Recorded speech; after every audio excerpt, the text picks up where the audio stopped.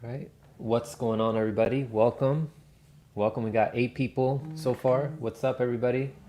Welcome to Frank Analysis. I'm your host, Franco. We're going to dive into a lot of stories today. But first, I just want to say thank you because my desktop is on the way. It was thanks to you guys. I really, really appreciate that. We can improve the quality because of that. I do want to try this application called Streamlabs, where I can get when there's like a new subscriber, a little thing pops up. Some of your comments also pop up if you sent like a if you sent super chats through there. Um, it doesn't work well with my laptop, so using Streamlabs and on my desktop will really improve the quality of these streams. So I'm really excited about that. Balthasar, welcome, said 5G is old news. We all know it's BS because they on 6G now. Where's the theory for that? Well, this is a story about a victory against 5G that we're going to get into. It's not really it may be old news for you, but it might be new news for some people about how bad 5G can be to your health and your environment. So we're just going to go over like a court case that just happened with some nonprofits against 5G. But yeah, guys, I'm super excited for the new desktop that's on the way. I really appreciate you guys. Also, if you are a software developer, or know any software developers or work anything anywhere with software with UX design, please DM me. Let me know if you know of any open positions, because I do have somebody who is looking for a job with UX design.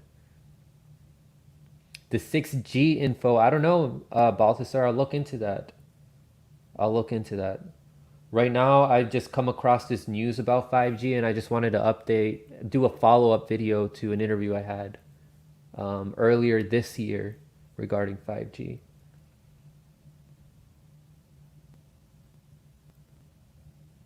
All right, is there anything else I wanted to update you guys on before we began? Let me see.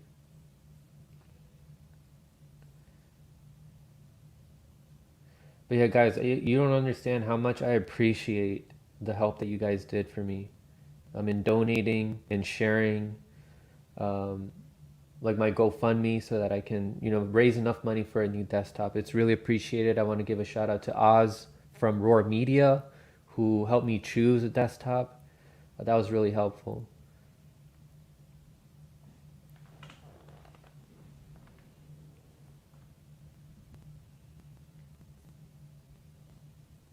All right, we are live on Rockfin as well.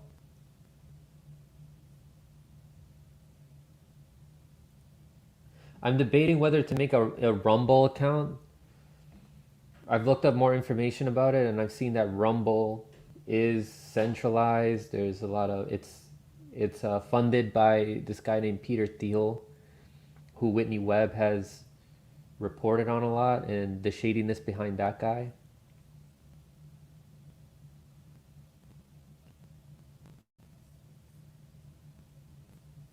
They're trying to make it like it really is like a YouTube, but it's mainly promoting like right wingers, and then for the narrative to be talking about Rumble versus YouTube when Rockfin and Odyssey and all these other platforms have been around for a lot longer is, it's like they're trying to create this rivalry. They're trying to create this rivalry for a reason.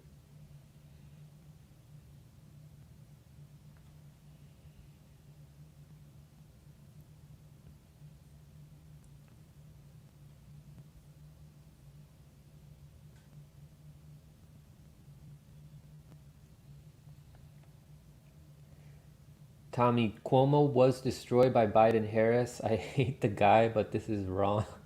He's a scapegoat. I mean, I don't feel bad for him. I don't feel bad for him at all. That man sexually abused women. I mean, so did Biden. So did, I bet, a bunch of people in Congress. A bunch of these white guys that think that they can get away with things. But the thing that they're mainly, the biggest crime that he did was let a lot of old people die in his district. That's not nearly being talked about enough. All those old people that died in those nursery homes, during the pandemic. And that Fed said use all social video while you can. Yeah, I sure will try to use all these social all these platforms that I can, like BitChute. There's Float. There's D Live. Of course, there's Odyssey where I'm at.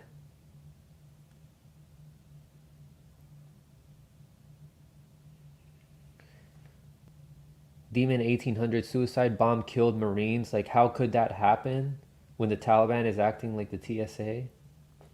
Jeez. I want to get somebody on to talk about Afghanistan. I'll probably bring back Robert Inlakesh.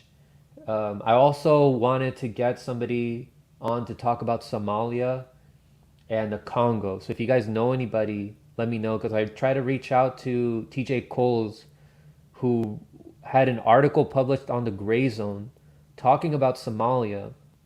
I thought it was really good, and I looked more into him, and he has other articles in which he discusses how the CIA helped create the chaos that's in the Congo right now, and discusses the rare minerals that are in that country.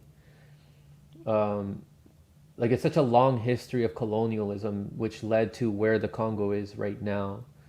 I want to talk about these regions.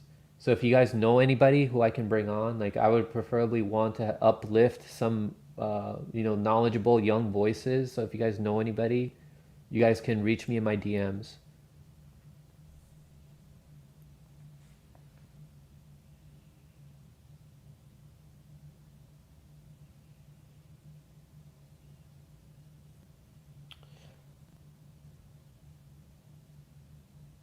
All right, before I get started with the main stories that are in the title, I wanted to talk about this because I just saw this right now.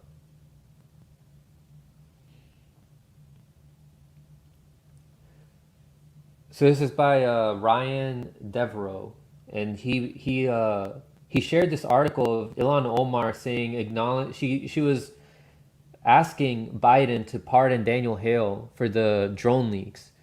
And she said acknowledging where we've gone wrong and telling the truth about our shortcomings is not only the right thing to do, but also an act of profound patriotism. This is published on The Intercept. Now, this is what politicians are supposed to be doing. It's upsetting how the bar is set so low that when a politician is doing the things that they're supposed to do, um, people give them props. I mean, she should be given props for at least mentioning Daniel Hale, but it's sad to see how bar the low is. That this is seen as like something. This is seen as almost like miraculous to see a politician talking about a whistleblower like Daniel Hale who revealed war crimes. So I just saw this before I went live, and I wanted to talk about it a little bit. So Minnesota Representative Ilhan Omar is calling on President Joe Biden to pardon Daniel Hale, a former Air Force intelligence analyst who leaked top secret documents revealing the inner workings and civilian consequences of the U.S. military's drone program. Hale was sentenced to nearly 4 years in prison last month. So she sent a letter. She sent a letter to the White House on Thursday. Omar said the information Hale revealed, while politically embarrassing to some, has shown a vital light on the legal and moral problems of the drone program and informed the public debate on an issue that has for too many years remained in the shadows. Nothing that she takes extremely seriously, the prohibition on leaking classified information. Omar told the president that several facets of Hale's case merit a full pardon, which would wipe out his conviction. Those include political motivations on the part of the Trump administration, the absence of any harm caused by Hale's disclosures, and the responsibility he took for his actions, which she argued were clearly and firmly rooted in the public interest. It definitely was in the public interest. We need to know what our country is doing in other countries. Is it legal? Is it illegal? Is it moral? Immoral? In this case, it's illegal and immoral what the United States is doing. Now, it would be nice if Ilhan Omar went beyond just writing an angry letter about this, and if she organized with some of the whistleblower activists uh, some of the Assange community, some of these people that are out in the streets that are protesting to free these whistleblowers. It would be nice to see that, as opposed to this just being a one-time writing a letter thing. Could she push for the legislation that Tulsi Gabbard and Matt Gaetz and I can't remember the other gentleman, but there was a Tulsi Gabbard co-sponsored three legislations. One was with Matt Gaetz. I can't remember the other guy, but it was the guy who spoke out against the CARES Act, saying that people should voice uh, the people that there should be more transparency for the CARES Act, like who voted for it.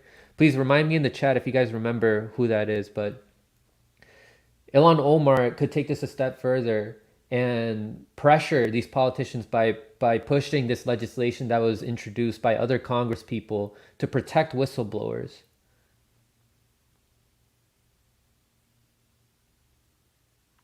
So Bill Bradley, yeah, I mean, this is a good point. So this is literally the way you use controlled opposition strategy. You give them hollow wins without ever giving them anything of substance, so they can keep stringing voters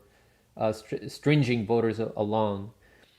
This isn't anything enough for me to say that, oh, like this is why we need electoral politics in order to have some victories, because if we elect these progressives, they'll do some good things here and there.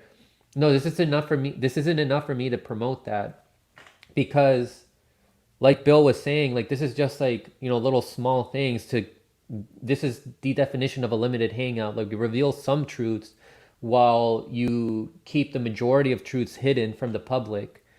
And like are you actually fighting, or are you just grandstanding? Like in this case, Ellen Omar just wrote a letter, and as I was saying, hopefully she does something beyond that, but I'm not going to hold my breath for that. Hey, what's up, doll? Electoralism is ass. Till next time, friends. Thank you. Meteor Dreams. Yeah, that's right. It was Thomas Massey. Thomas Massey was the other guy who co-sponsored one of those whistleblower bills that Tulsi Gabbard introduced.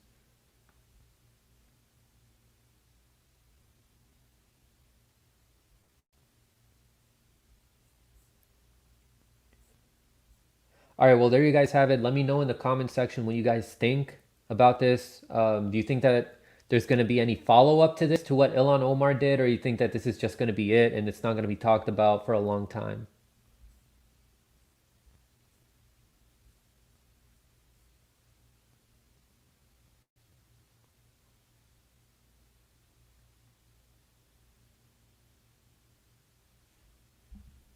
AOC won Best Supporting Actress.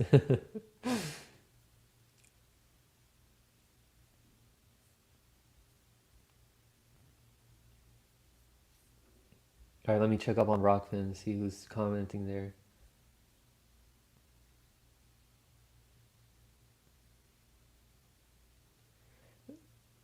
CJ just shared a link. Stop the Shot Part 3, Doctors, Nurses, and Whistleblowers. So take a look at that. I'll take a look at that after the show.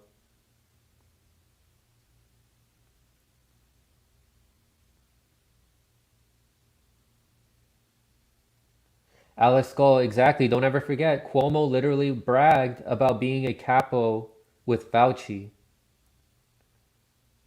The guy's a freaking mafia man.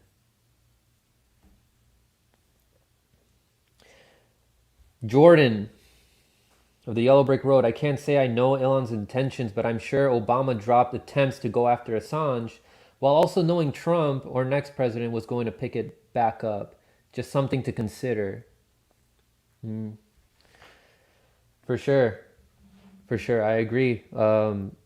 It's hard to read Elon's intentions when she votes for some imperial legislation, when we see her in a lot of these controlled opposition political theaters, like what happened with the eviction moratorium protests, how she voted to continue to fund Israel recently, those $3.3 billion a year funds that we send to Israel. To me, it looks like limited hangout stuff, like to give people a false sense of hope a false sense of, oh, we can do this with, these politicians. But there's always just enough progressives that allow these imperialist bills to pass, or to kill certain, bills that will be really helpful.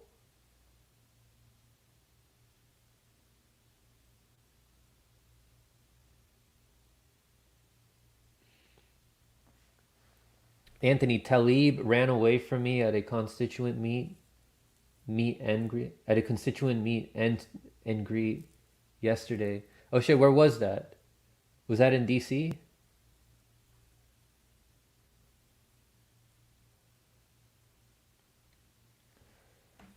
Syntax, I don't take the squad's word on anything. This is just fundraising ploy. Yeah, I agree. I mean, right after the eviction of moratorium protests, Cory Bush sent out a text asking people to send money to her. So they gotta do some things here and there, some grandstanding here and there for their original crowd, which were, progressives and people who are sick and tired of the Democratic Party and who see through, a lot of the, these corporatists. They gotta grandstand to them for a little bit to continue to give these people false hope, and so that they can continue to get money from these people.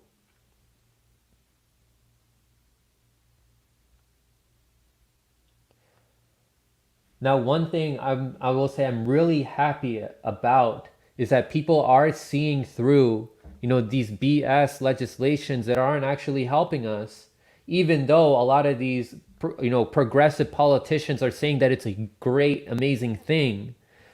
And so we're going to talk about the infrastructure bill right now. So Pelosi frames deal with centrists on infrastructure as a clarification. So this is published on The Hill, and it goes on to say Speaker Pelosi on Wednesday downplayed a deal struck this Wednesday with a group of centrist Democrats to move forward on plans to advance President Biden's infrastructure and spending plans as a clarification on the time frame. Pelosi said that there would have been a need to take up the Senate passed $1.2 trillion bipartisan infrastructure bill next month anyway, because some surface transportation programs are expiring on September 30th. It's a clarification, Pelosi said, of the agreement she reached on Tuesday to commit to taking up the bipartisan infrastructure bill by September 27th in exchange for the centrist backing a $3.5 trillion budget plan to expand social safety net programs. So we're talking about a couple of days earlier, Pelosi said. So whenever there's like a bipartisan, when these Congress people, these corporatists like Nancy Pelosi are talking about something bipartisan, it's because it's something that all their donors are approving of. All these lobbyists are approving of. So if there's a bipartisan agreement about something like this, like in Congress, it's usually because, it's going to help these corporations more than it's going to help the people. And, we're seeing through that.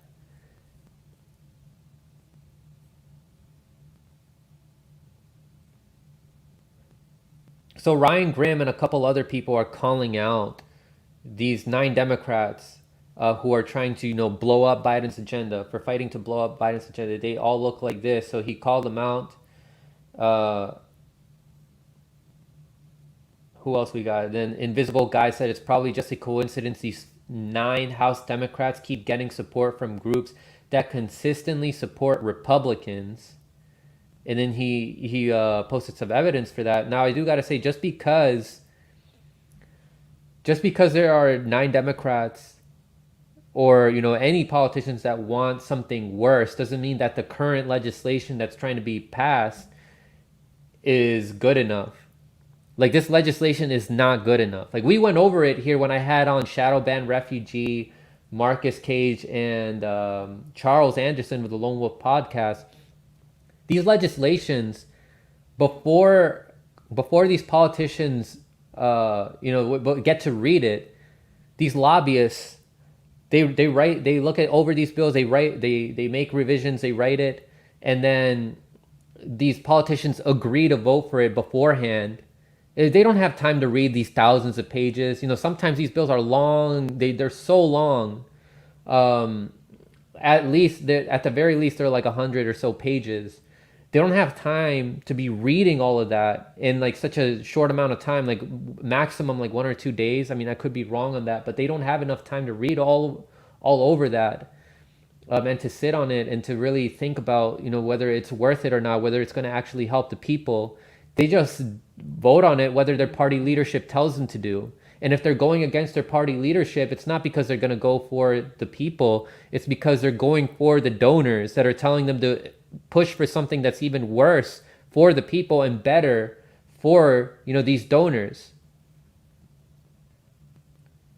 Jamal Bowman, over again, he said 9 Democrats blocking the reconciliation package are not only opposing the president and their party, they're not only risking the House majority, they're ignoring millions of Americans who want child care, climate action, education, affordable housing, paid leave, extending tax credit, clean energy, health care services, expanding Medicare to cover dental, hearing aids, and eyeglasses. Look, this is what they're settling for. What happened to Medicare for all? What happened to single payer, universal health care? Why aren't you pushing for that, Jamal Bowman? And like I said, these people aren't just going against their House leadership, because they want to do something noble. It's because their donors are telling them to. And again, it doesn't mean that this bill is like good enough. It's not.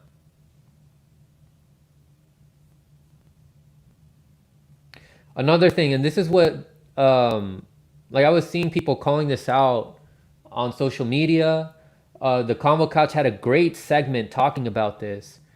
But this is absolutely ridiculous what this bill, what this infrastructure package is including, which is vehicle mileage tax program. So the new $1 trillion infrastructure package will include a vehicle mileage tax program. Here's what you need to know. The U.S. Senate passed President Joe Biden's infrastructure bill with bipartisan support from 19 Republicans, including Senate Minority Leader Mitch McConnell. Buried in the 2,700-page infrastructure package is a pilot program for a vehicle mileage tax.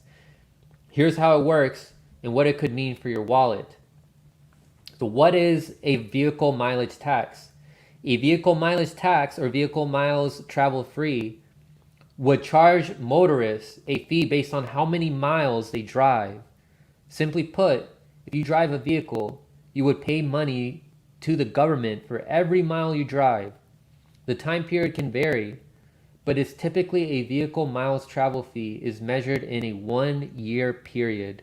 A vehicle mileage travel fee can be used to raise revenue for transportation and infrastructure projects. I mean, aren't we already being taxed to pay for roads? But now they're trying to increase that. Who's going to benefit off of this? Are we benefiting off of this? And don't give me that shit of, we're trying to, it's for climate change. Some people can't help that they have to travel far for their work, and they have to compensate with like their spouse, or it's probably just cheaper housing wherever they live. Like they couldn't find any affordable housing, like 5 minutes, 15 minutes, 20 minutes away from their job. And so they found cheaper housing an hour or over an hour away. And so they have to travel all those miles to get to work. It's already a hassle for them, and now they're making it even more of a hassle. This shit is by design.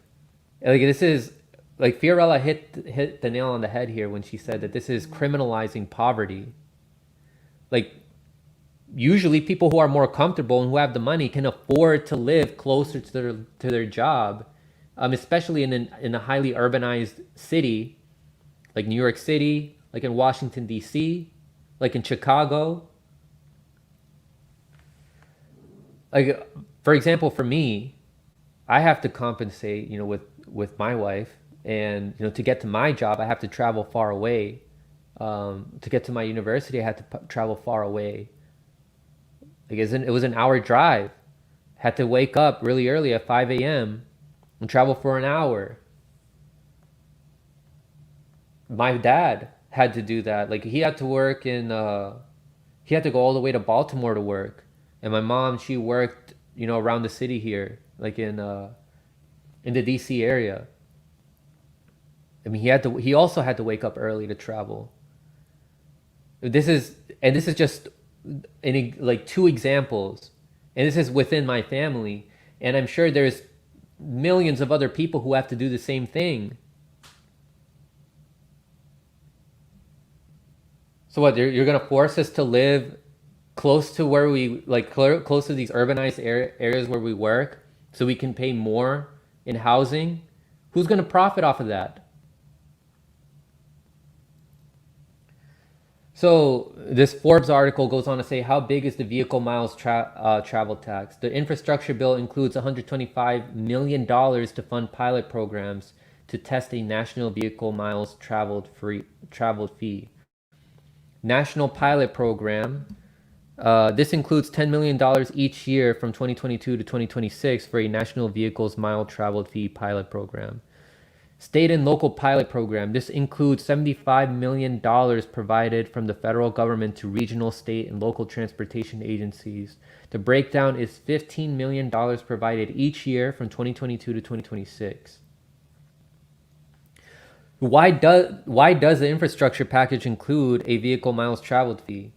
According to the infrastructure package, the goal of the vehicle miles travel fee is to test the feasibility of a road usage fee. Another goal, according to the infrastructure bill, is to conduct public education and outreach to increase public awareness regarding the need for user-based alternative revenue mechanisms for surface transportation programs. So like public transportation programs. I mean, we have shit public transportation programs in this country. Why didn't you just invest on that before you did this?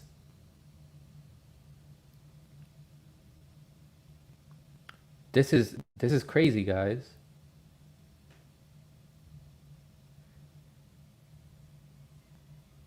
Clearly, then they don't focus on this. Like, these progressive politicians should be outraged by this. Like, they should know that there's going to be constituents that are going to suffer because of this. Like this part specifically in the 2,700 pages, and I'm sure there's other parts in this bill that are going to F us over, and it's going to benefit the lobbyists.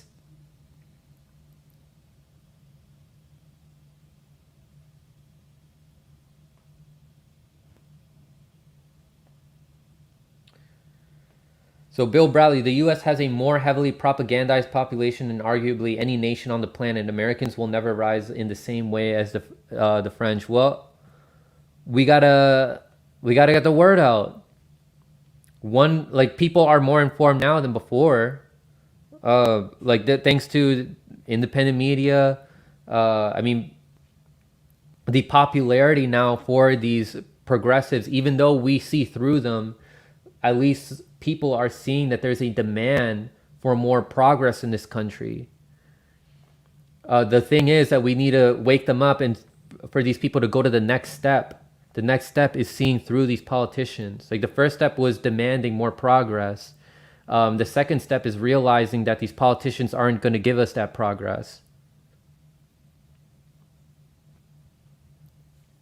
Bill Bradley, people were more informed about socialism in the 1930s than they are today. Perhaps, I mean, I have to look at studies in order to confirm that. I don't exactly know if people were more informed about socialism back then. I mean, I am seeing a bunch of people, like now, like socialism is repopularized in TikTok, on YouTube. Before, I mean, there was a massive campaign to censor that, right? Like they would make people sign forms to so that they can be like, oh, I'm not like a communist, I don't have these communist beliefs, so that they can work in places. This would People in Hollywood would have to do that. It was all over the media back then, and the internet didn't exist to help correct all this misinformation that the mainstream and the government was doing. There's all this demonization of these countries that were trying to implement communism. With the internet, people are becoming more informed about this stuff. Like, the younger generation is becoming more informed about this. There's still, don't get me wrong, there's still a lot of people that aren't awake yet. So, I mean, it's up to you guys to help spread the word if you know. I'm trying to do my part here with this channel. We talk every Thursday about solutions, about how we can reach out to more people on the community, because there's a lot of people who will just never find channels like this. They're not interested. They're more focused on on their working lives, on their social lives, on putting food on the table, like or they're just distracted with other things in their life, like they're distracted with entertainment. um so that's why we have to have these discussions, like I'm trying to do every Thursday, on how we can reach these people. But yeah, these people that are praising the squad for this, that are praising Joe Biden, we like, I see a lot of you guys trying to correct those people on the internet. I mean, it's good, but don't get so invested into that where you're stressing yourself out, because some people will just won't be convinced through that way. Just be patient, and try to reach those people that aren't as politically invested. I've seen that people who aren't as politically aware about what's going on, they're easier to get them, it's easier to get them to understand about some of these truths in this country, because they don't have that indoctrination in them and this attachment to people like the squad, or other personalities, like online personalities that tell them that the squad is good, like the Majority Report or all these bread tubers.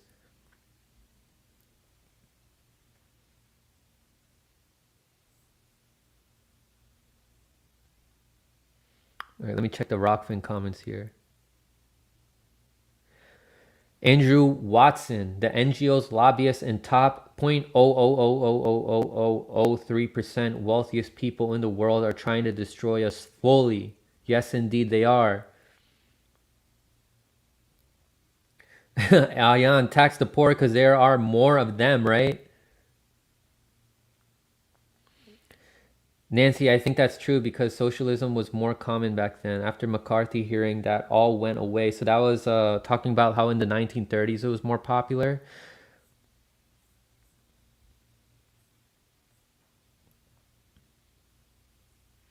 So yeah, let me ask you guys. So I gave my explanation for how I think that we can spread the word more about, some of how we can correct some misinformation about socialism or communism. Um, I want to know from you guys, how can we spread the word and correct some of that misinformation? And also, I will say, like, I personally am not attached to any particular label or ideology. I see some truths everywhere. I see some truths in socialism. I see some truths in communism. I see some truths in, some libertarianism. Um, you can find truths everywhere. You don't have to get so attached with one ideology.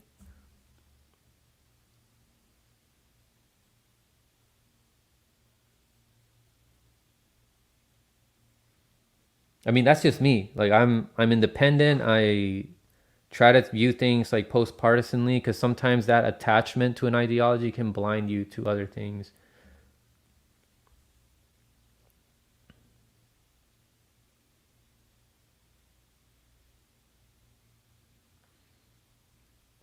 Jilly loves 101. Did you see Cynthia McKinney on Combo Couch protesting in France? She told cops yellow vests were fighting for their freedom too.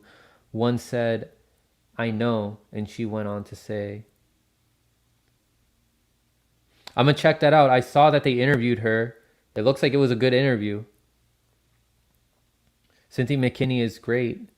Ruby Creel, thank goodness for independent media like yourself, but most people believe corporate media. Most people are not listening to independent media to hear the truth, unfortunately.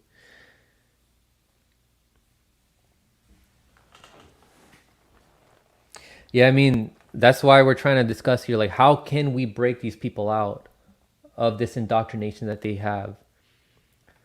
The most you can really do with some of those people that are just so invested in corporate media is tell them, like, don't you do you know who funds them? Some people who watch corporate media don't think that, and then just ask them, don't you think that some information is going to be go against, like, who pays them, who owns them, who their donors are? Don't you think that some of the things that they say, they can't, that there's going to be some things that they can't say because it's going to go against their agendas, like their donors' agendas? Just have them think. Don't try to, like, harass them or pressure them, like trying so hard, or make them feel bad for not knowing things, because that can be counterproductive. just have them think a little more. Just ask them questions like, don't you think that this information could be censored from their program? That they won't report on this because it goes against their donors' agendas.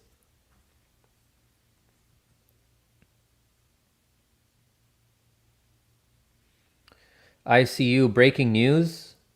Breaking news. Let me take a look at that. I bet this means we can't pull out of Afghanistan. Seems to be going on as planned. Let me check that out. Yeah, before I move on to this next topic, I want to take a look at that.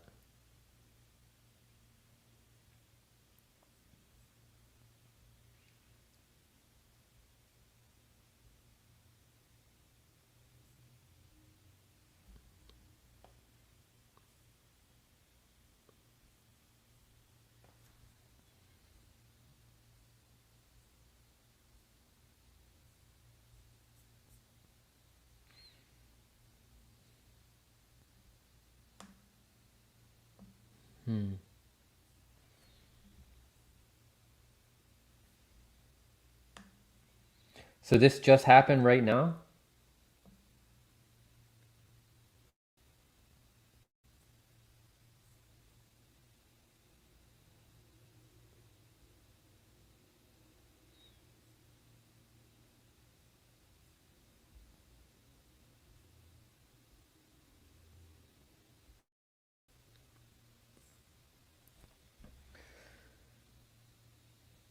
12 minutes ago, this was updated. So Pentagon confirms multiple U.S. troops have been killed in an attack on Kabul airport. U.S. Department of Defense has confirmed that several U.S. troops were among those killed in Thursday's attacks on the Kabul airport in a statement released by Press Secretary John Kirby. The agency has not specified the number of deaths, adding that several more Americans have been injured.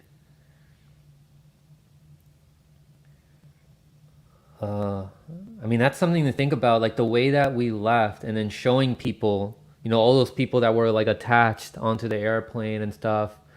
That could be a way, like hyper focusing on that, hyper focusing on, like women's rights and all that. Like that could be a way in which they're trying to manufacture people's consent so that we stay in Afghanistan. Talking about the Taliban and how they're taking over the country and how all these people are going to be abused by this group. And you're like, see, like, look at how horrible things have gotten with the Taliban. We got to go back. We'll see how things go. Man. Yeah, I'd like to have somebody on so I can interview them about this.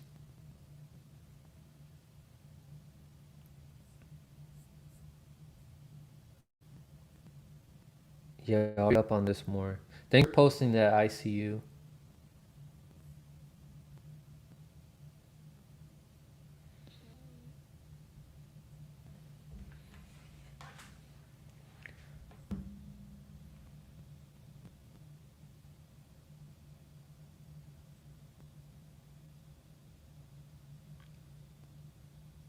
Claudia Gula said the explosion took place 4 hours ago. Jeez. Yeah, we'll see where this all goes. This is my first time hearing it today.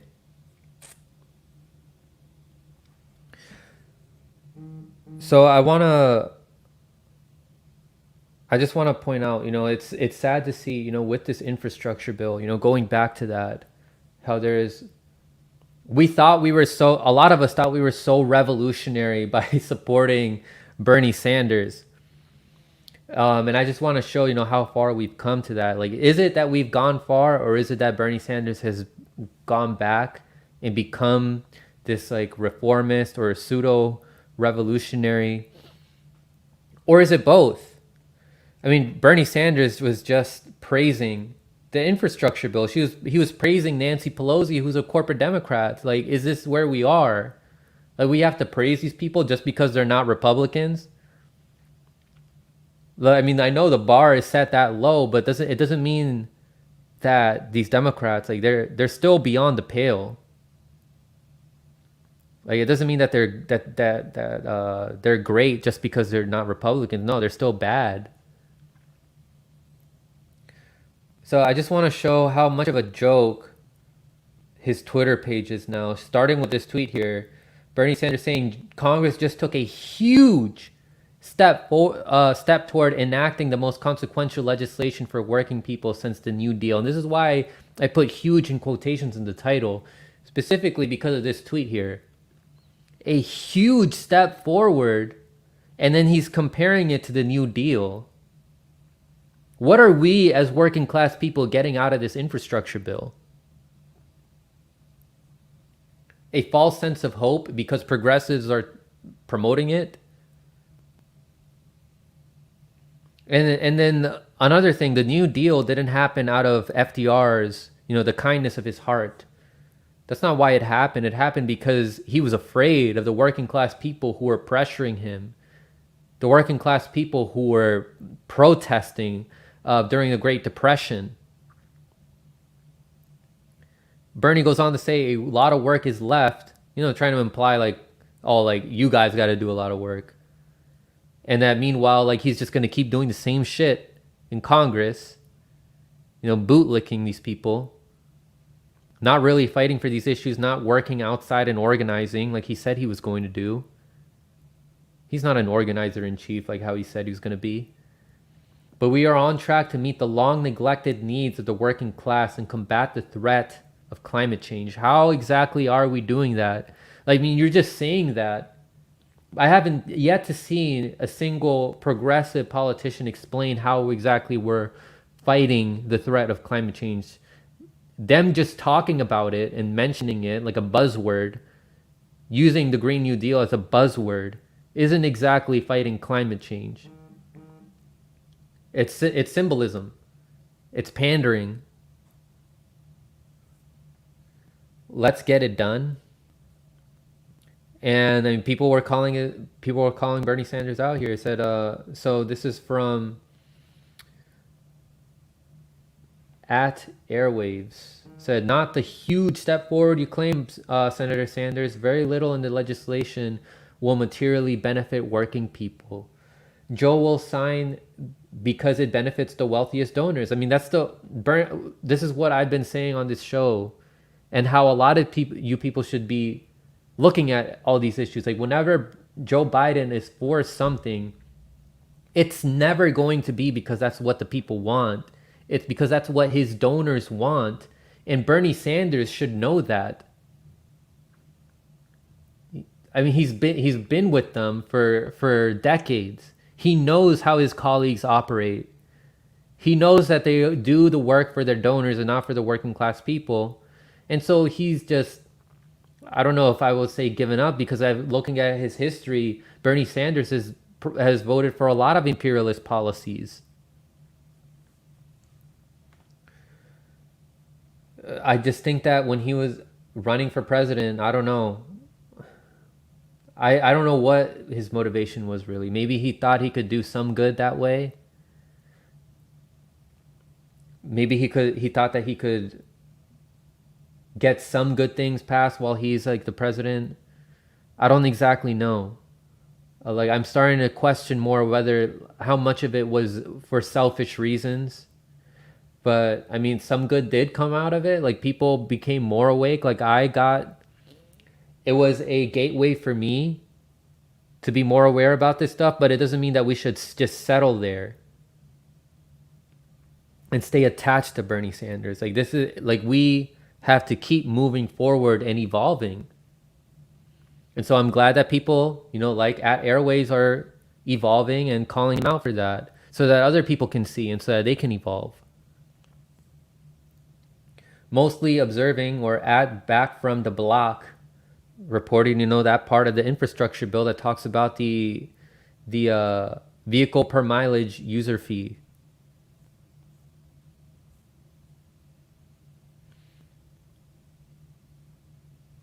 And then unfortunately, there's still people like this person here who said, "Thank you, Bernie," with a bunch of exclamation marks, and many thanks to the U.S. progressives, even Speaker Pelosi, credit where credit is due.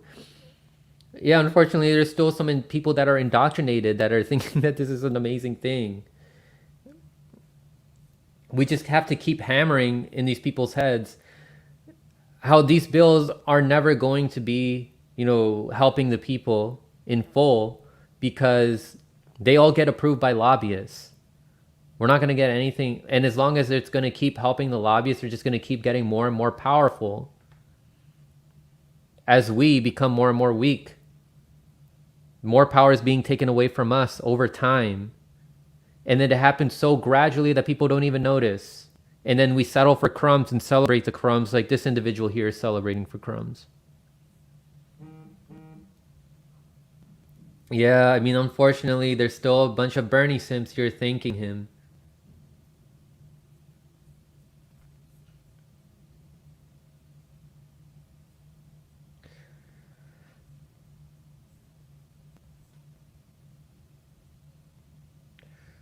Jesus Christ, we must end the absurdity that sees dozens of major corporations not paying a nickel in federal income taxes. Like, he's not doing shit. Instead, he's promoting this infrastructure bill that's going to make them more powerful. What a joke. My God. Trust me, I wrote the damn bill. Like, he's trying to live off of, like, what he, like, all the memes that happen, like, when he was in the primaries. Like, I wrote the damn bill. Like, he's trying to keep living off of that.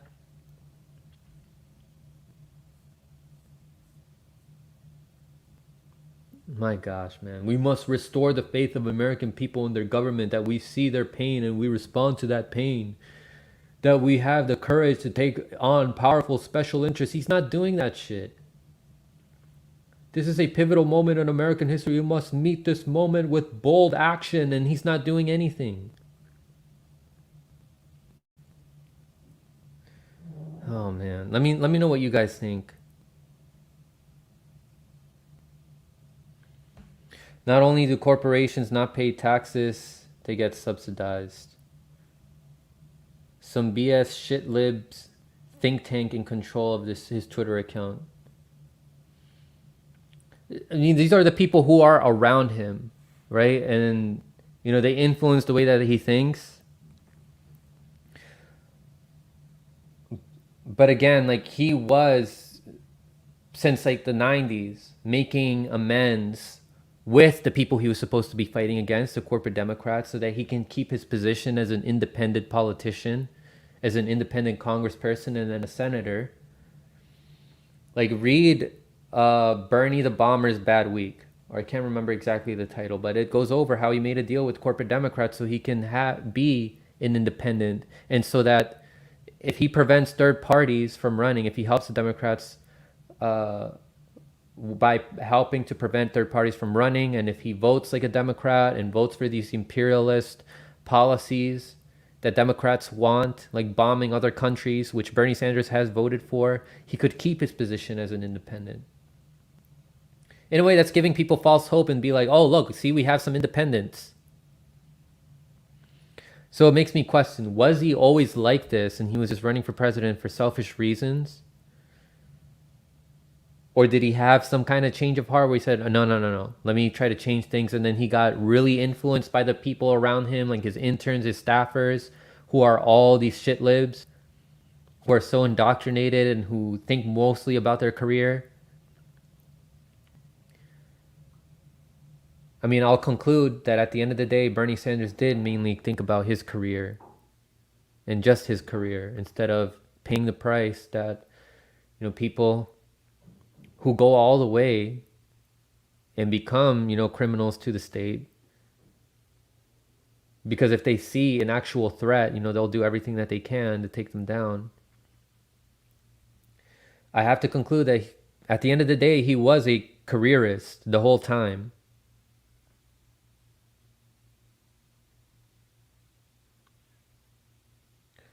His career is about to be over via, I agree, Revolutionary Drew, by retirement, or, I mean, his legacy at the end of the day is sad. Like, in the history books, they're just gonna see him as like the guy who, gave people false hope, and then he sold out.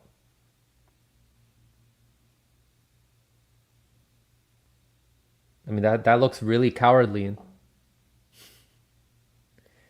But instead, they'll look at us, the people who, continue to fight, continue to evolve. History will look at us brightly.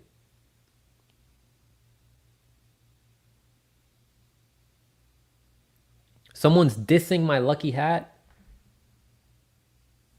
Who said something about my hat?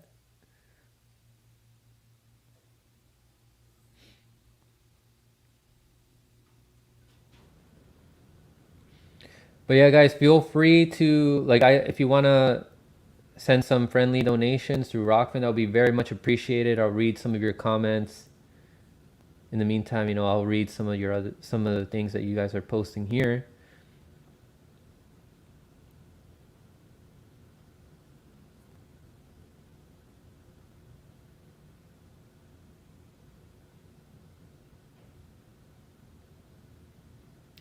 Ayan from Rockfin said, "Parties and representations is the buffer/barrier to exclude you from power. It's called facade democracy." Yep. Like we think we're being represented just because we have, oh look, team Republican, team Democrat. Like if your ideology mainly aligns here, like you're being represented by the Republicans. If your ideology mainly aligns here, you're being represented by the Democrats. When really, we know they don't actually represent us. They're bought off. It's obvious to us, but unfortunately for a lot of people in this country, it's not obvious. And we're gonna have to try to reach those people and wake them up. Like they're trapped in the matrix still.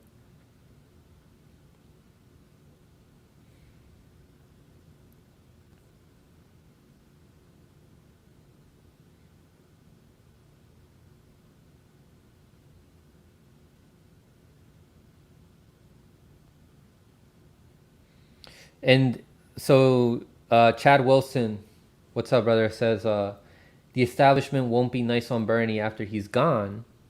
They whitewashed John McCain and other corrupt officials for playing ball while they are live.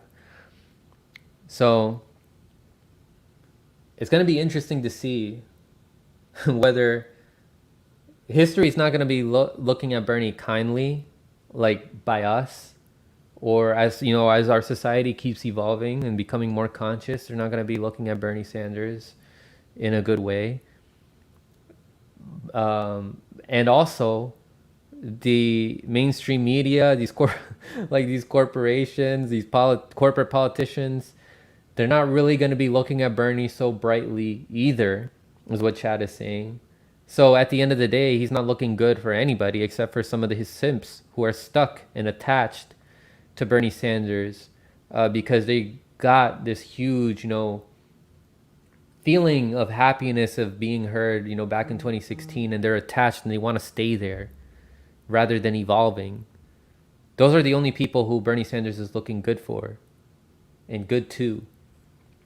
But the mainstream, the corporate politicians, they're not really looking at Bernie so kindly, and neither are people who see through Bernie and see how he's trying to bootlick these people. So it's sad to see he's not looking good for a lot of people.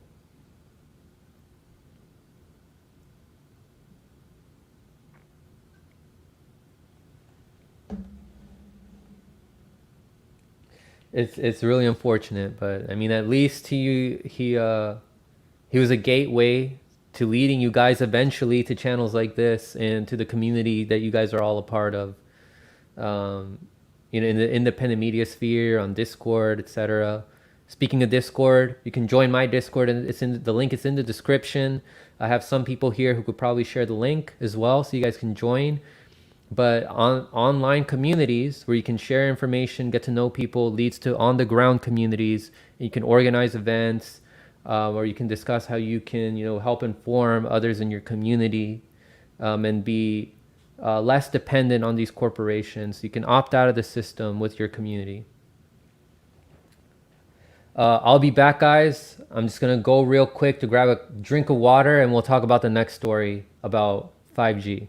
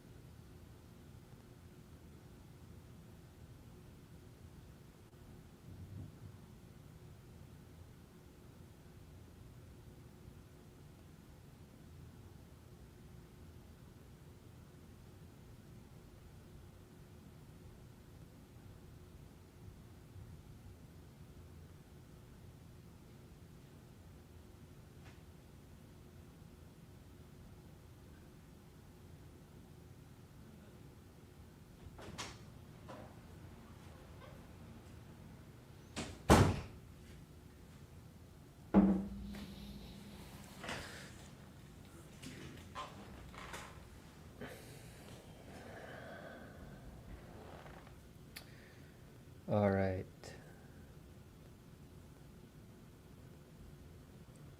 So next story we got here.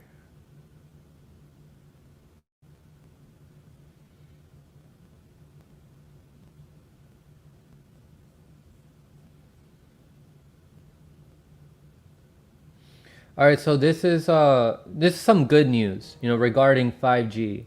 And 5G, for people who don't know, is the fifth generation of broadband telecommunications or mobile networks. So I'm sure that you guys are familiar with 4G, and a decade ago, we predominantly used 3G, and now cell phone providers, provider companies like Verizon are promoting 5G. They're advertising it. AT&T, Sprint, they're advertising for 5G, and a lot of these politicians who are bought off by big wireless are talking about how there's like, oh, we gotta beat Russia and China on this race for 5G technology. Who's gonna get there first? And what they don't tell you is, the detrimental effects to your health and to the environment that is caused by 5G. And 5G is completely different from 4G. It's different from the transition from 1G to 2G to 3G to 4G. It's completely different. Even though those previous generations, there were studies that showed how detrimental some of those generations could have been, were to our health. 5G is like a whole nother step. Um, so I'm gonna pull up this article that I have from Derek Bros. Before I get to some of the good news here, I just want to familiarize some people with uh, some of the problems with 5G and why there was a fight against this in the first place by some nonprofits.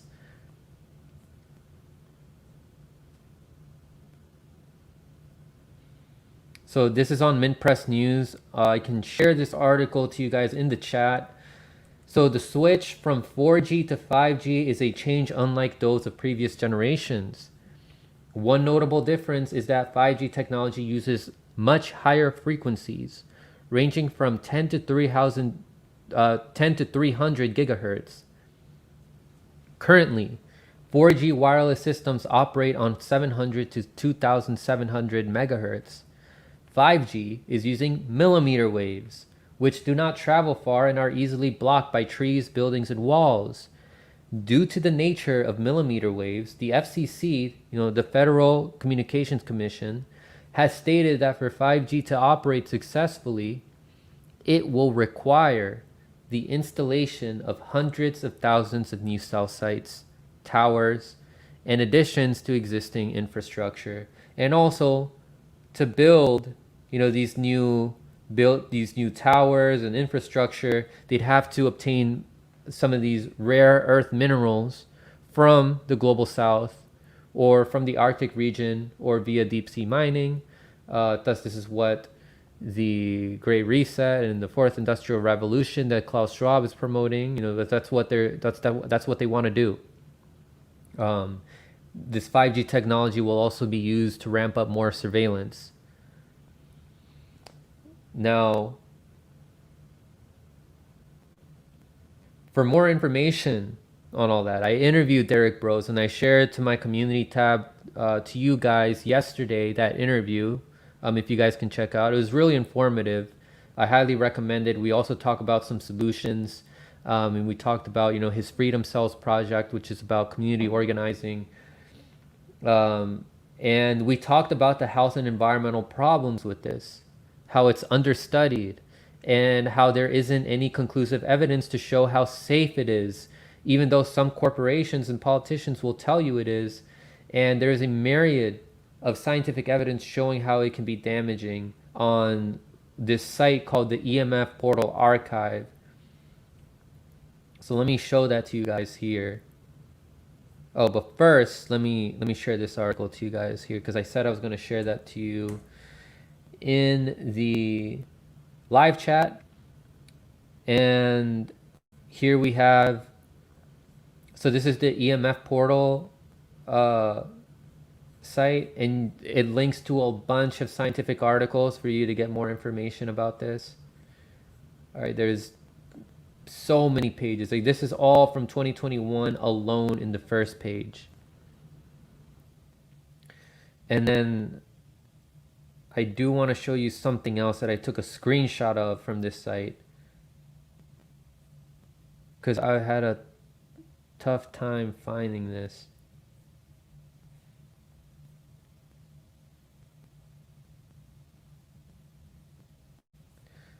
So this is from, let me make sure you guys are seeing this. This is also from their site. It said 5G wireless technology is 5G harmful to our health. So this is just compiling a bunch of studies together. But overall, this is this is updated last in October 14th, 2020. And they didn't have to make any updates from June 1st, 2020 since that date. The Emf Portal Archive listed 133 papers and letters to the editor published in professional journals and presentations at professional conferences that focus on 5G research. Although most discuss technical or dosimetric issues, about 92 of them, 41 citations address other issues, including potential biologic or health effects. In all, the EMF Portal Archive references more than 30,000 publications and presentations on non-ionizing electromagnetic fields. The portal is a project based at the University Hospital RWTH Aachen, Germany. Currently, and this is the part that really needs to stick, and you need to tell people who think that there's nothing wrong with 5G, and that think that we're all conspiracy theorists. I mean, look at the evidence for yourself and tell them to look at the evidence for themselves. This is the part that really sticks. Currently, no peer-reviewed empirical studies of the biologic or health effects from exposure to 5G radiation have been published. Hence, those who claim that 5G is safe because it complies with radio frequency exposure guidelines are engaging in sophistry. All right, and those guidelines, from what I had heard, from what I had read, and you guys can look more information about this in the articles that I'm going to send. Those guidelines had not been updated in since the 90s. So there is some good news with that, which is what I'm going to talk about here.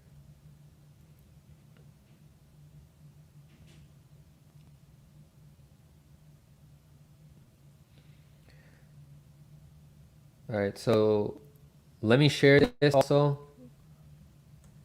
before I show you guys the article with good news.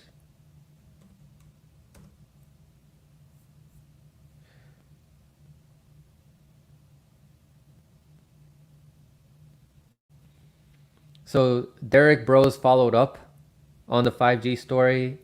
This is published a couple days ago on August 18, 2021. It said nonprofits score huge victory in battle against 5G technology. In a landmark decision, the U.S. Court of Appeals for the D.C. Circuit has ruled that the Federal Communications Commission failed to consider evidence of adverse health impacts from wireless technology, including 5G. So on August 13th, just recently, 13 days ago, circuit judges with the United States Court of Appeals of the District of Columbia ruled in favor of environmental health groups and petitioners, finding that Federal Communications Commission ignored thousands of public comments and evidence of adverse harm from wireless technology. The ruling comes as a result of lawsuits known as a petition for review filed by the Children's Health Defense. The Children's Health Defense suit was consolidated with a similarly filed case from the Environmental Health Trust. The two organizations claimed the FCC violated the Administrative Procedure Act by failing to respond to public comments on the environmental harm posed by radio frequency radiation. So I'll post this in the live chat, but it's sad that these organizations, the FCC and the private sector of wireless, We talked about how there's a revolving door there. When that interview with Derek Bros, it's those same powerful people. They're not doing what they're supposed to do, which is regulating their policies so that we can be safe, so that the environment that we interact with can be safe. They are not us. We're not in their interests. Our safety is not in their interest. Their interest is profit. And so it's sad that it has to come to the people rising up and pressuring them and taking legal action so that they can do the things that they're supposed to do in taking care of us and making sure we're okay. It's sad that it has to come to that. But that's where we're at. And it's not just with that. Like, it comes with a whole bunch of other environmental issues, like the EPA, the Environmental Protection Agency, and a lot of these private sectors with big oil and with these big green, these private corporations that want to profit off of green energy, even though that's counter that doesn't there's a that doesn't really align with the interests of the environment. If you're trying to over exploit natural resources, we see similar things with that. And it's sad that it has to come to us, the people, calling them out and pressuring them to take care of us. And that's just what we're gonna have to keep doing until we get massive change.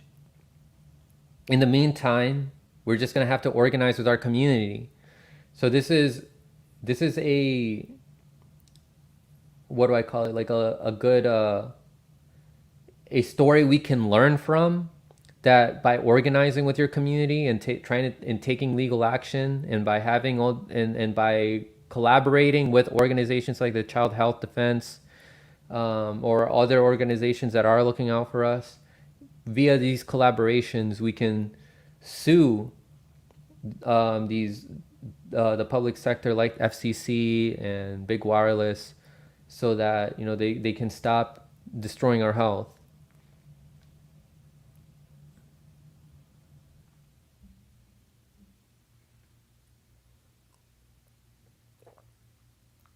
But yeah, let me know what your thoughts are on this. To me it's a victory, but I want to know what you guys think.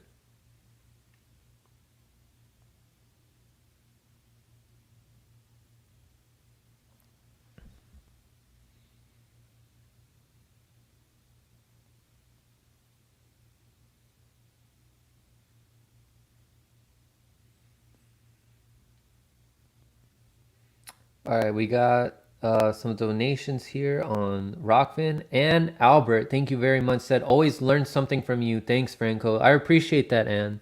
Thank you very much. That's all. That's always my goal, to try to teach you guys something new.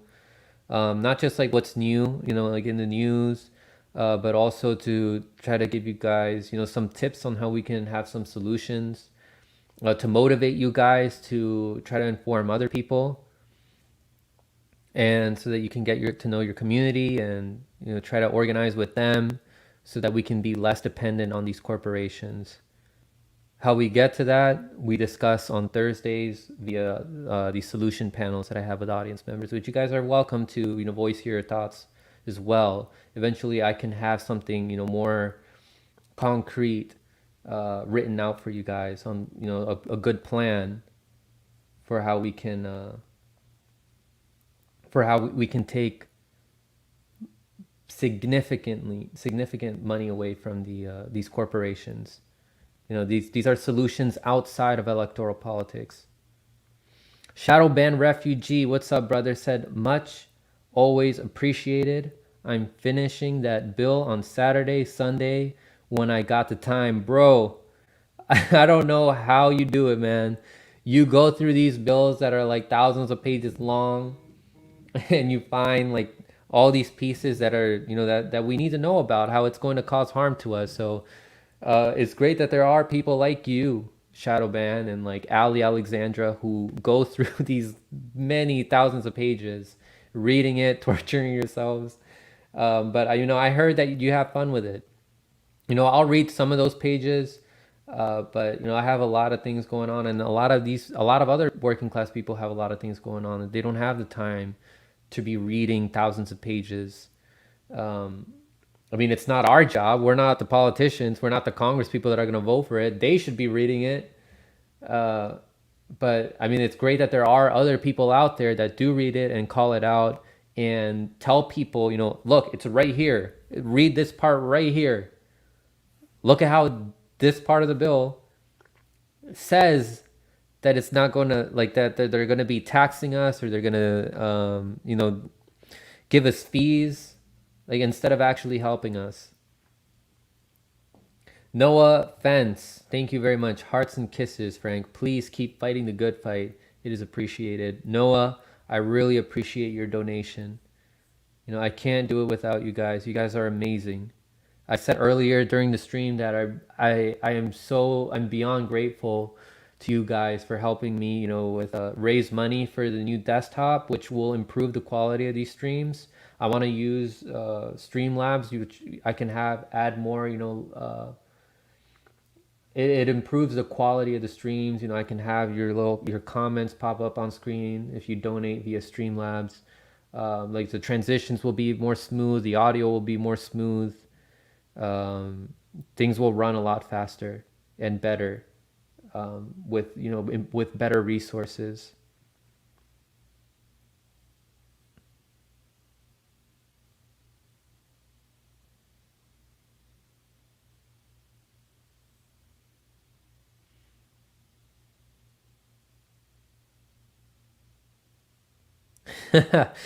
Reading bills is a labor of masochism.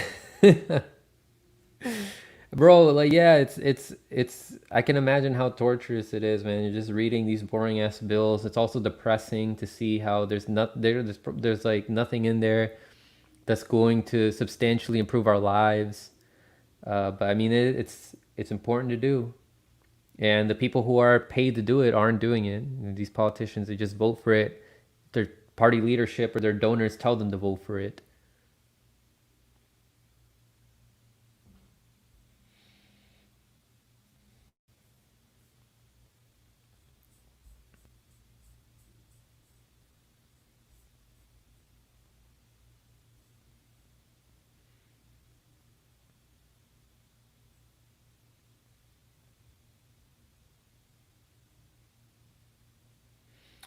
So let's talk about a story that is not being talked about enough, and it really hurts me from the bottom of my heart seeing the suffering that people in this country are going through, much like I see the suffering happening in all these other countries. But in particular, in this country, in Yemen, there is a huge humanitarian crisis, and it's even not being talked about enough on independent media.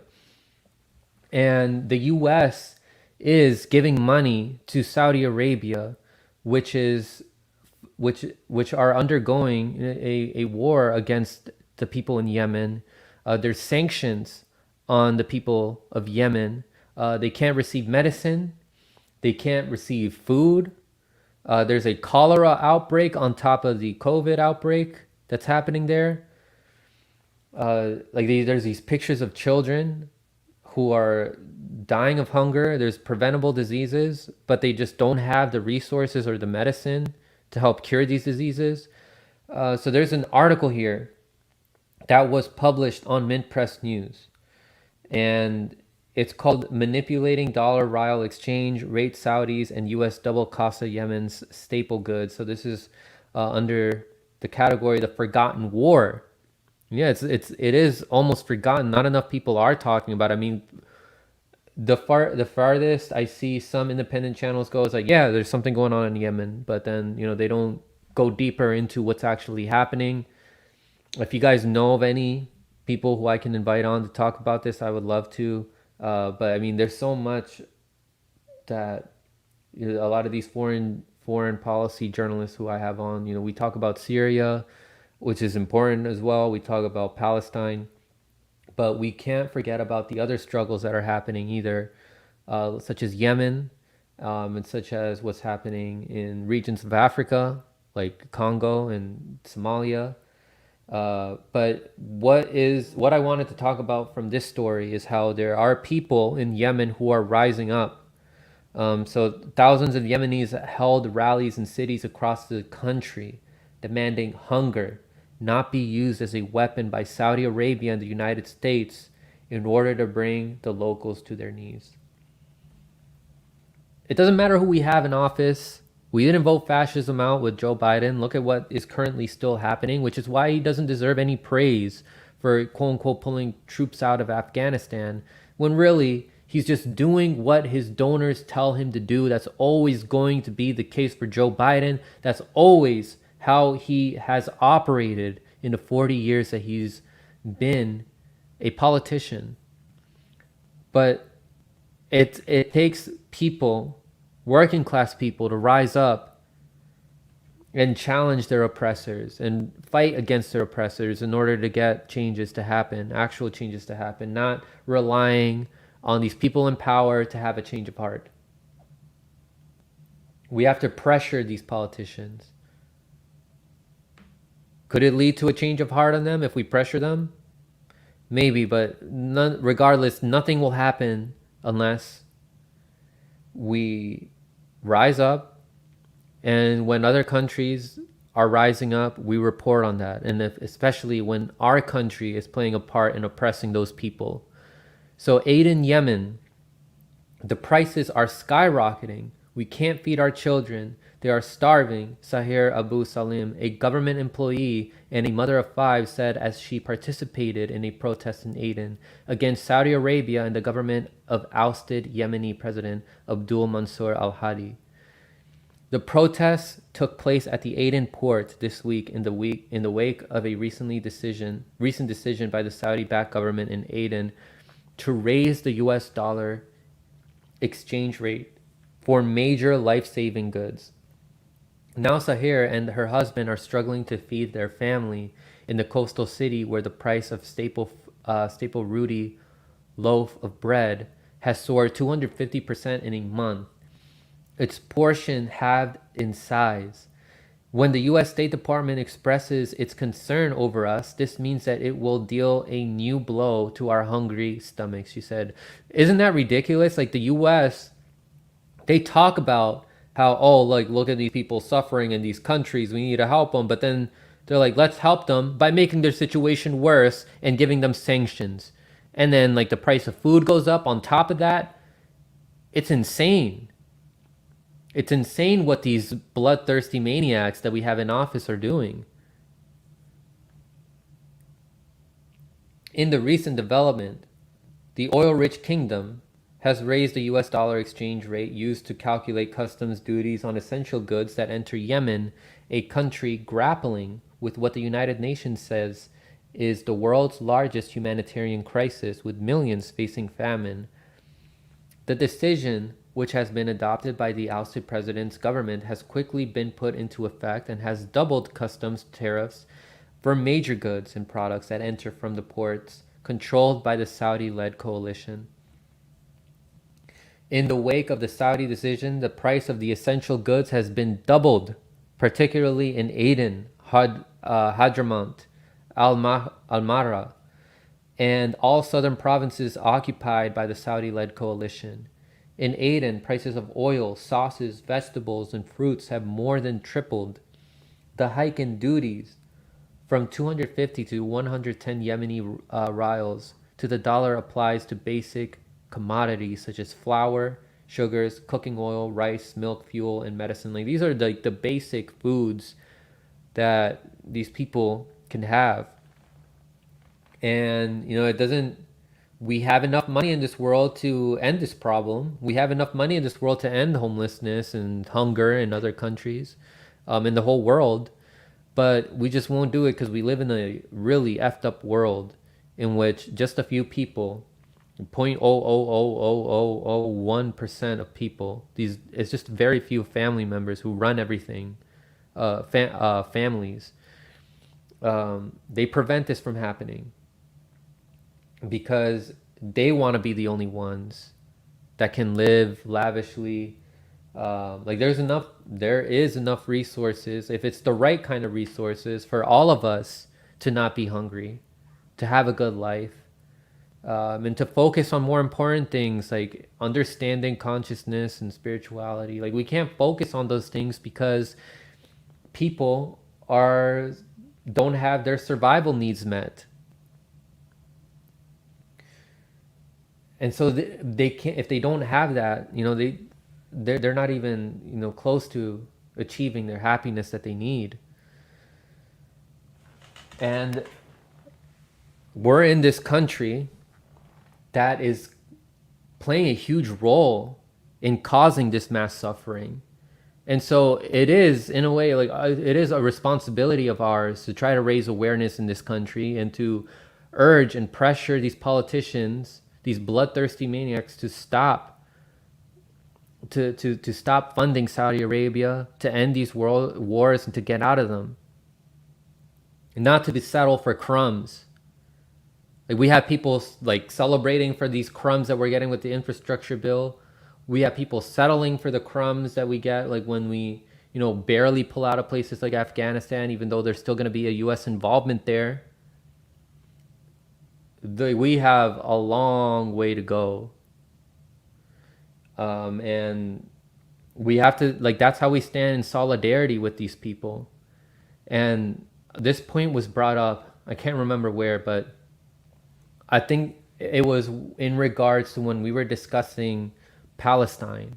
Like if we had a family member, like someone or a friend or someone we deeply care about that was there and that was, their life was in danger, or who had been killed or who's being tortured, we would feel a stronger urgency to fight for that issue, to raise consciousness about that issue, to pressure these politicians to go out and protest and organize. Like we'd be feeling a bigger urgency. But because we don't have that attachment, because we don't know somebody personally who's suffering there in any of these countries, we don't really have that sense of urgency. In a way, we are all, we have a privilege. We have a privilege of being, protected in this country, even though a lot of us in this country are suffering also. I mean, all these issues are connected. As these corporations continue to profit off of these wars in these other countries, they become more powerful and can implement policies to cause us to suffer even more. So let's stand in union with all these people in the global south who are suffering. And yeah, unfortunately, let's keep it in mind. As I've said on this show several times, electoral politics will not save us. We have minorities. We have people who are descendants or come straight from the global south who have families in these countries that aren't fighting for these issues. They also don't feel a sense of urgency because it's career first and comfort for them.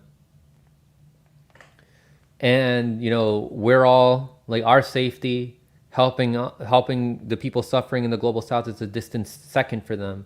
That's why I wanted to pull this up here by ICU. Said Talib has family there in Palestine, and she could care less, it seems.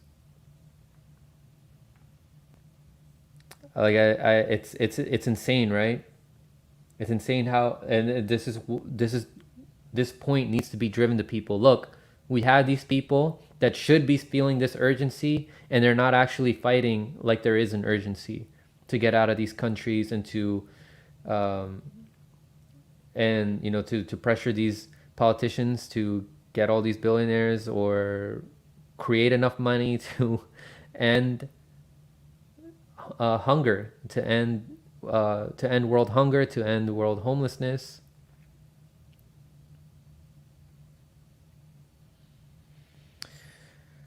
So let's not forget about what's happening in Yemen. If you guys know anybody who I can interview about this, please let me know. I would love to have them on.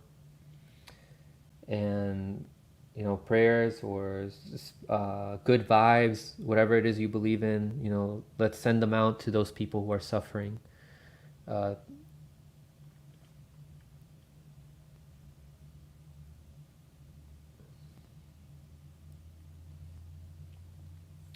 And Ringwald, exactly. There's a negative feedback loop of corruption in DC. These supposed progressives who aren't taking, who said they were not going to take corporate money, they're actually, indirectly they are. And they're protecting these politicians, their colleagues who are taking corporate money.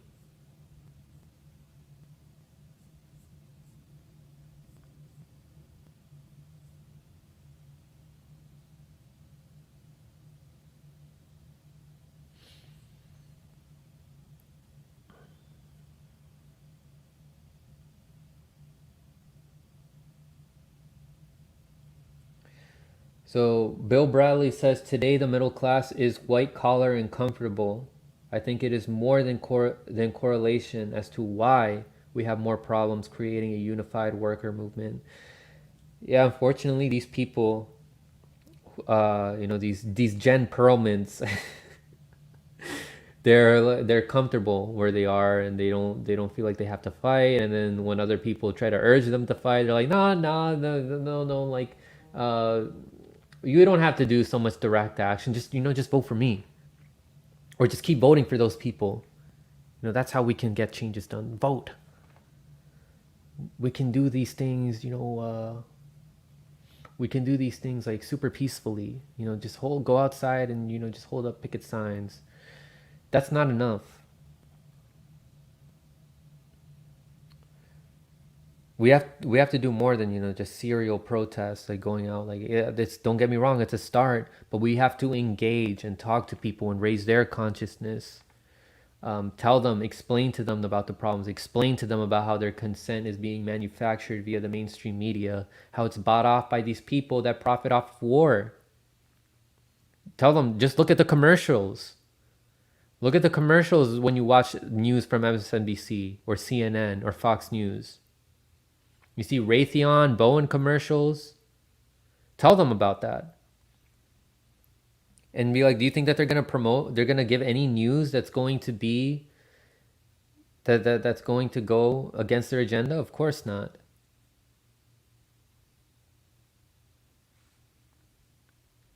Yeah, I see you. Yeah, I guess my point with the squad, etc., is if they don't even care about family, then that says everything to me. Like, you're not even going to go out and fight for your family members who are suffering in the global south, in these countries like Palestine and Somalia, in the case of Rashida Tlaib and Ilhan Omar, respectively. Like, you don't even care that much about your own blood. Then, then how do you have any hope that they're going to fight for you? You're nothing to them. You're nothing but adding on to a false sense of hope for their campaign so that they can receive money and so that they can secure their position.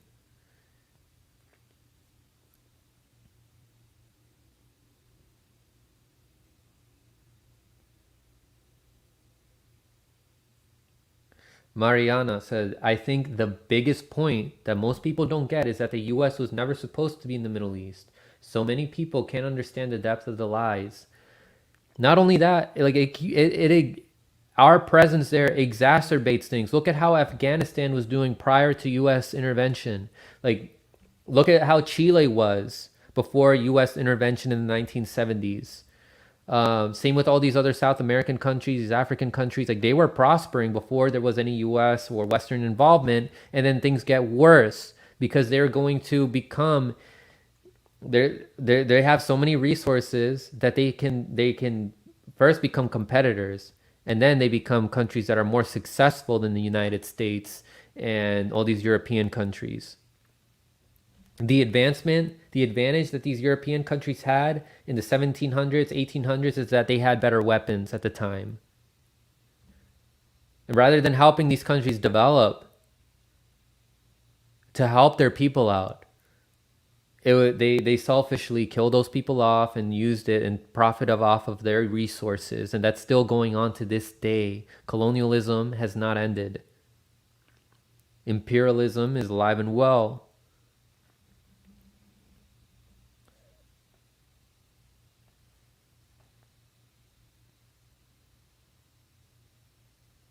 And so that's what we got to tell people. Our country has absolutely no business being in those countries. Like we don't need to have a military presence there.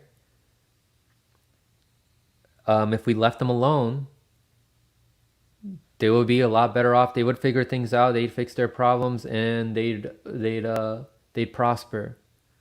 Just as how they were prospering prior to the amount of U.S. involvement that was there. Um, you know, post invasion, post funding of moderate rebels.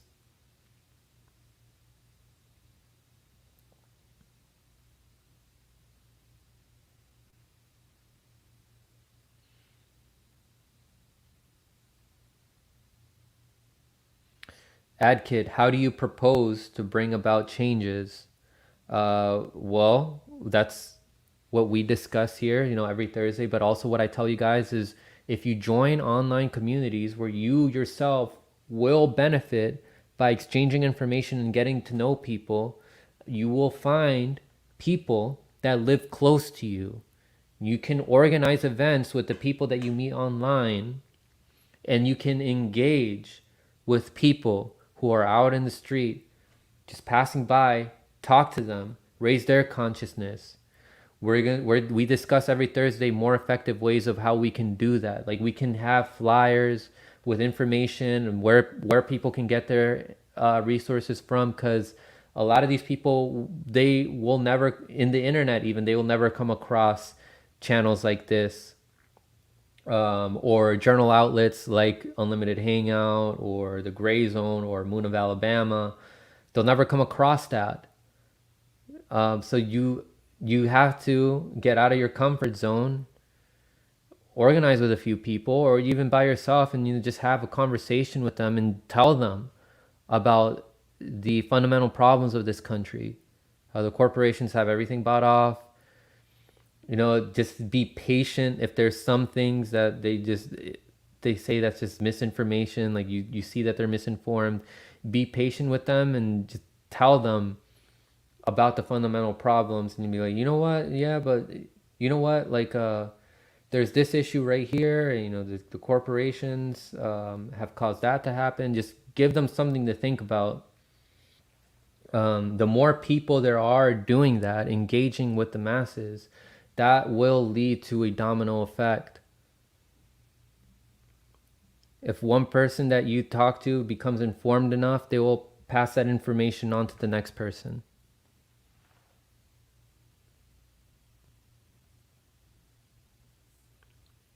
Last story of the day is a little, it's kind of funny, but I mean, things like this should continue to happen. So Ted Cruz was questioned on the airport about how how he promotes these sanctions in Cuba and how it leads to mass death in that country. And so Alex Rubinstein published this article on Minpress News, and I'm going to play some footage for you guys of how Ted Cruz was questioned about this. So Minpress News confronts Senator Cruz on murderous U.S. sanctions. It was clear that the senator had no actual defense of the murderous policies for which he has advocated. He didn't even bother to defend them, opting instead to echo a predecessor of his, Senator Joseph McCarthy. So here is the video. This was done by Ben Rubinstein, and says question Ted Cruz on the murderous sanctions against Venezuela and Cuba at the airport. So I'm gonna play this, and then I'll share with you guys my thoughts, and I can read some of the thoughts that you guys have about this. Senator, can you tell me how you feel about the sanctions on Venezuela that killed 40,000 people? 1 second. Let me put the volume up so you all can hear it.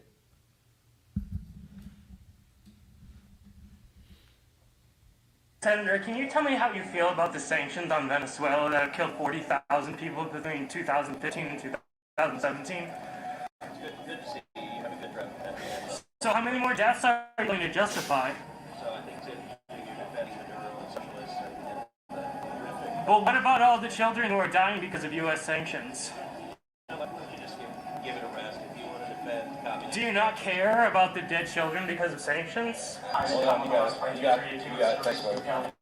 Do you not? Hang on now. Do you not care, Senator? All right, so he didn't even answer the question. He's like, "Oh, so you're defending communism? Like what?" He's asking about legitimate evidence. Like it doesn't matter. This isn't about communism. This isn't about socialism. This is about people's lives that are being killed because of what the U.S. is doing and what they have been doing for decades. And so when Ted Cruz couldn't answer the question, he was like, "Oh, you having a good day? You defending communism?" Like he won't, like a little troll. What happened to him here? It's the same thing that happens when you confront any of these politicians in public. Is they have somebody like a bodyguard or a staffer that just steps in and is like, "Please leave the senator alone. Please leave the congresswoman alone. Please leave Congresswoman Cori Bush alone. Please leave Senator Ted Cruz alone. You're not allowed to question these people." Like, oh my God, these people are so sacred. We're not allowed to ask them questions. Us, the people who they represent, we're not allowed to ask them questions about how they're not helping us or how they're killing other people with our taxpayer money. So we're going to get into who this guy is, though, who stepped in. There are people dying. There are people dying. And what about Cuba?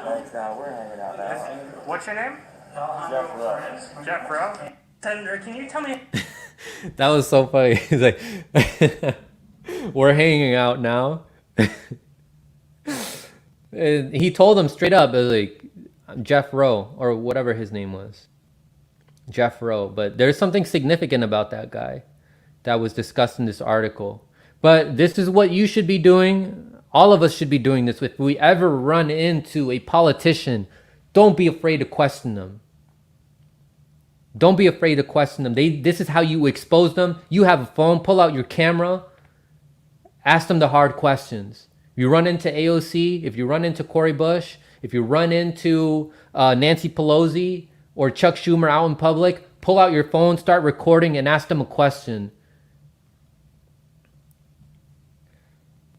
So Alex Rubinstein, he goes on to say that, clearly, Ted Cruz didn't have an answer. So it was clear that the senator had no actual defense of the murderous policies for which he has advocated. And that's the thing. Like when they have no defense, that's when their bodyguard or whatever steps in and defends them and stops them from, tells you to go away and to leave them alone. He didn't even bother to defend them, opting instead to echo a predecessor of his, Senator Joseph McCarthy. While confronting Cruz, Rubinstein wasn't just making up numbers. His figure that 40,000 people have died from U.S. sanctions on Venezuela comes from a 2019 study by the economics think tank Center for Economic and Policy Research, which found that sanctions have inflicted and increasingly inflicted very serious harm to human life and health, including an estimated more than 40,000 deaths from 2017 to 2018. And that these sanctions would fit the definition of collective punishment of the civilian population as described in both the Geneva and Hague International Conventions, to which the U.S. is a signatory. So they're illegal. And that's the thing that we got to do, is when we confront these politicians, you guys are informed. You guys study this stuff, day in and day out. You have the evidence in your head. Or, you have access to your phone. You can quickly look something up to make sure and question them and bring up facts and evidence. Other people will see that. Other people will look for that information for themselves to confirm. And, this is what we got to do. Expose these bootlickers, these people who aren't serving us. And quite frankly, these murderers. The sanctions are also illegal under international law and treaties that the U.S. has signed and would appear to violate U.S. law as well, the study continues. All right, what else we got here? I wanna look up Jeff Rowe, like that one guy who stepped in.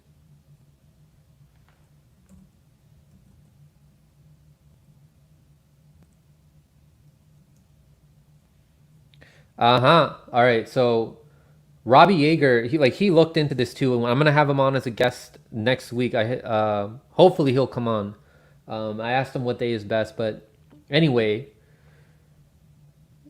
Ben Rubenstein first said, "Dude running interference to stop me asking Ted Cruz about his support for infanticide because we're hanging out is hog farmer turned GOP consultant and Axiom Strategies founder, Jeff Rowe. The next Karl Rove, a man killed himself after Rowe put out nasty attack ads on him. Like that's how little they value human life.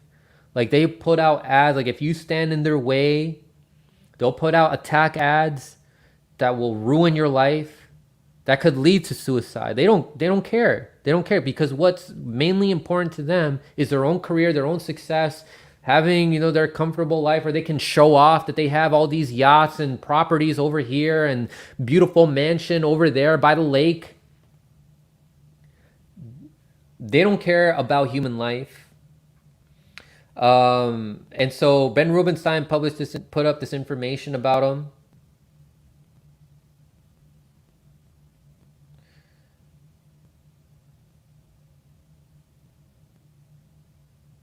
So let me just read this right here.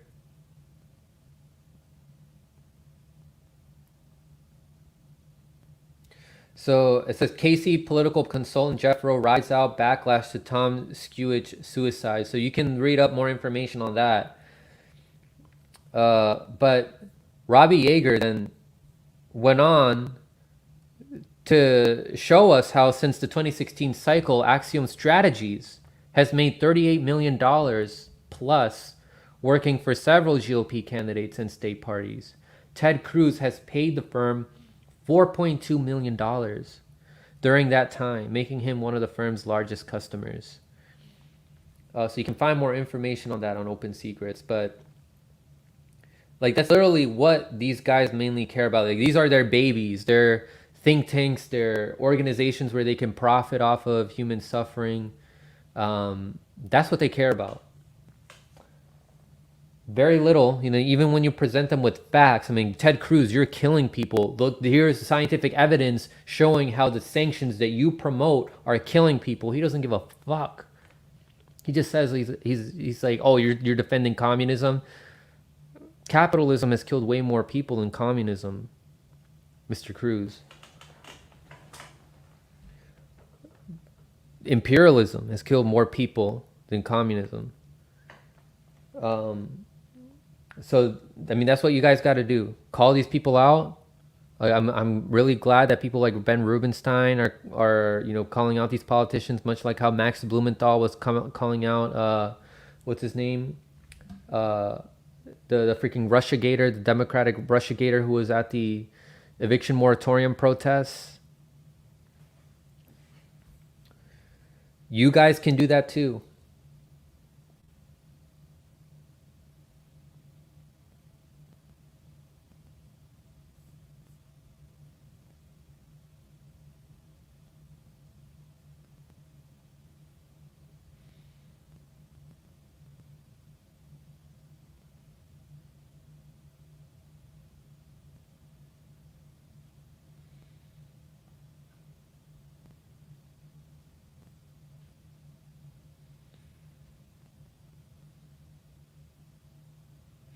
So it's not only that one guy who killed himself because of Rowe's tactics. This is also so Rolling Stone has also stated that Rowe has a reputation for trashy ads and quickly became known for his win at all cost tactics, digging through opponents' trash cans and sending young staffers posing as journalists or volunteers into rival campaign offices to capture damning comments. Days after Rowe and Axiom put out an attack ad against a candidate for governor in Missouri, which compared him to a bug, the candidate Tom Skewich shot himself with a gun. Just a month after announcing his candidacy, Rowe was widely blamed for pushing Skewich to the point of suicide, even by members of his own party. So that's how little they care about life, as I was saying earlier. It's win at all costs.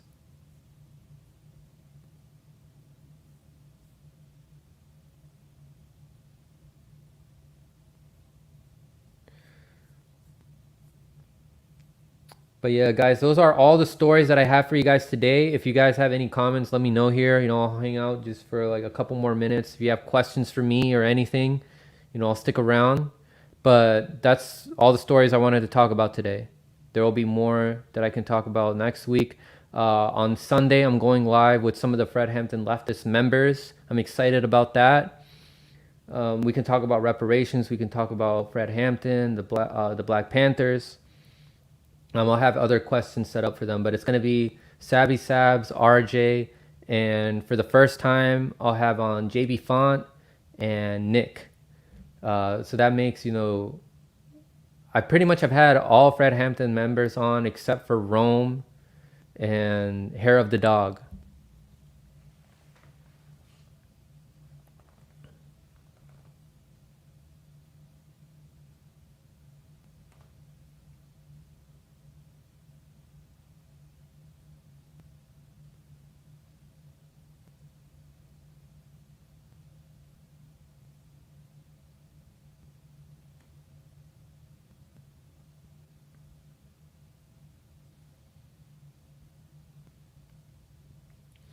Yeah, we got to make politicians fear us, not elites. That's right, Thomas, Oklahoma. Like, they got to be afraid of confronting us more than they're afraid of making the elites who pay them.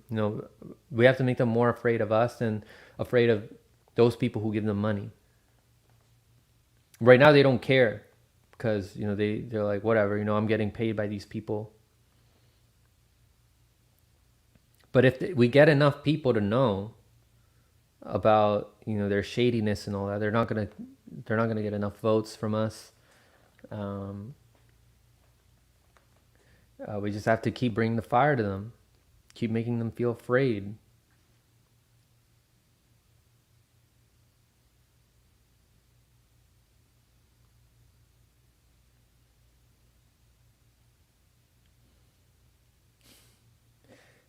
Anna Ringwald, Ted is a scummy corporate lawyer.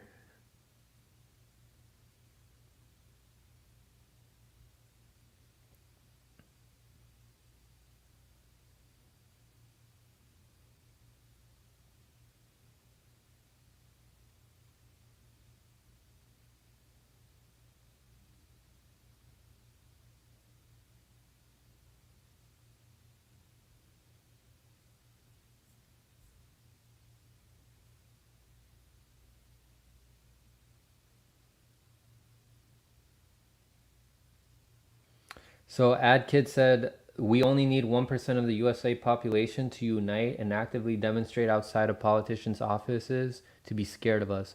1% of people is still a lot of people. Like, that's, let me look how much that is. But, I mean, that's still a significant amount.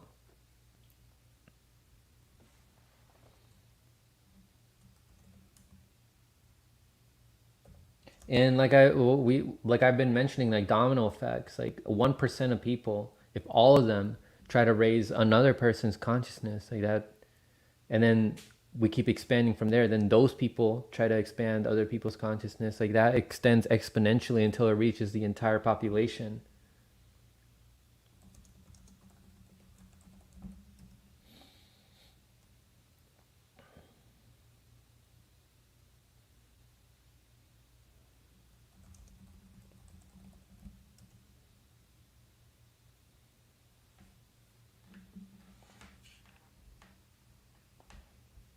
So as of 2019, the US population is 328.2 million.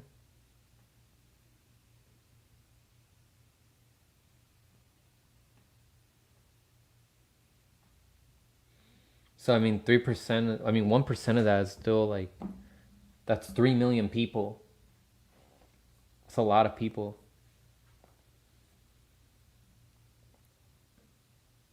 No, it's not Atrace, it's not 300K. It's 3 million.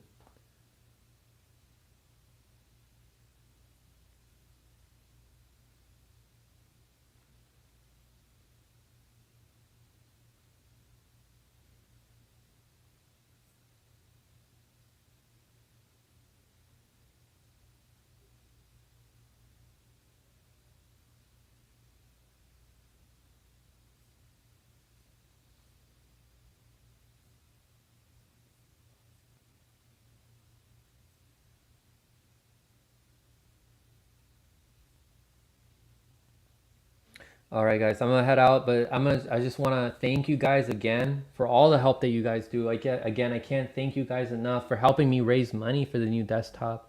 I really appreciate that. You're gonna see some improvements done to this show. Thanks to that, I'll keep you guys updated. And I love collaborating with people. I love interviewing people. I love doing solo videos. I love going on the ground. I love confronting the people that need to be confronted, like these politicians. I really love doing this work, and getting to know you guys as audience members. I love talking about solutions with you guys. This is a work that I really love doing, and I hope I can keep evolving. You know, I'm I'm naturally a really shy person, but I still felt like my urge to want to inform people was a lot stronger than my shyness. So, and I'm just gonna keep growing. I'm gonna keep getting better at this, and you're gonna see you're gonna see this channel grow. You're gonna see me as a person grow, and as that's happening, you guys are also gonna be growing. You guys are also gonna become more informed, and have a better understanding of what is the best path forward. Like, we're all in this journey of discovery together. All right, so share this video far and wide, like, share, subscribe, and as always, guys, stay informed. All right, and support other smaller content creators. Support this, not only support this channel, support all the other guys in the MCSC network: Nico House, Convo Couch, the Slow News Day, Facts on the Ground, HMO Podcast, and all these other small growing channels like Fred Hampton Leftists, Richard Medhurst, and all these journalists, also all these writers that are doing amazing work as well. So take care, everyone, and like always, stay informed. I love you all.